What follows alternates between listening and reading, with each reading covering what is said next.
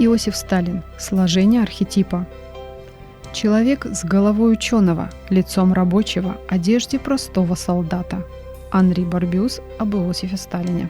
Продолжая разговор об Иосифе Виссарионовиче Сталине, следует коротко сказать об истоках его национального архетипа, который, безусловно, выступил определяющим фактором его личностного политического роста. Здесь мы приведем ряд документальных свидетельств, отражающих архетипичные черты осетинского народа.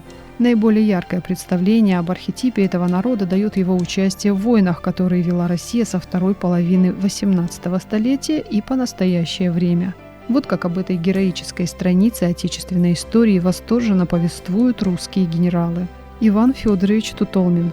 Этот народ заслуживает из ряда вон выходящей награды своей безупречной, безграничной храбростью. С первого шага за Дунай, с 22 июня, они открыли для Кавказской бригады целый ряд дел с неприятелем полной безупречной отваги и собственной кровью значительно более других, оросили путь от Дели-Сула через Градешти до самого Самовида и оттуда через Плевна до окопов Ловча. Михаил Дмитриевич Скобелев.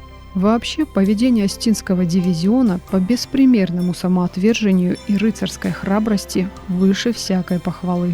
По этим основаниям главнокомандующий Дунайской армией великий князь Николай Николаевич Романов в своей телеграмме обратился к наместнику его императорского величества на Кавказе великому князю Михаилу Николаевичу Романову со следующей просьбой. «С разрешения государя пишу тебе просьбу выслать осетин сколько можно с лошадьми. Осетины герои каких мало, дай мне их побольше. Прошу выслать как можно скорее. Осетины так воевали, что буду просить им Георгиевского знамени». Восхищение ир-ас-аланскими всадниками представителей царского дома Романовых обусловило их включение в состав элитного воинского подразделения, собственный его императорского величества конвой. Примечательно, что данное гвардейское подразделение, значительно пережившее царскую армию и монаршую семью, формально просуществовало в эмиграции до 1990 года, когда скончался последний старший офицер конвоя, уроженец Алании Мистулов Эльмурзад Занчкоевич.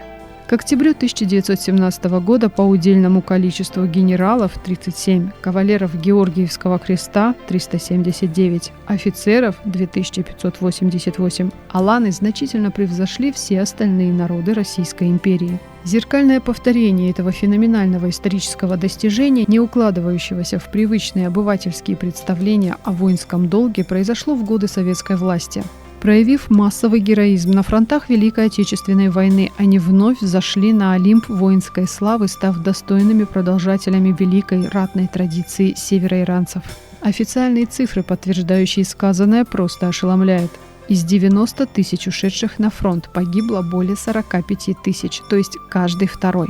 Пали смертью храбрых 7 братьев Газдановых и Кобекаевых, 6 братьев Хистановых, Темировых, 5 братьев Токаевых, Калаговых, Гуриевых, Тургиевых, Бясовых, Булоевых, Сиоевых, Дзоблаевых, Тахоховых, Бароевых, Басаевых, Вазаговых, Дигуровых, Кисаевых, Дзебоевых.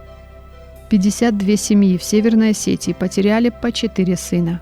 35 воинам было присвоено звание Герой Советского Союза, еще 36 воинов были представлены к этому высокому званию, но по субъективным причинам его не получили. 35 офицерам были присвоены генеральские звания.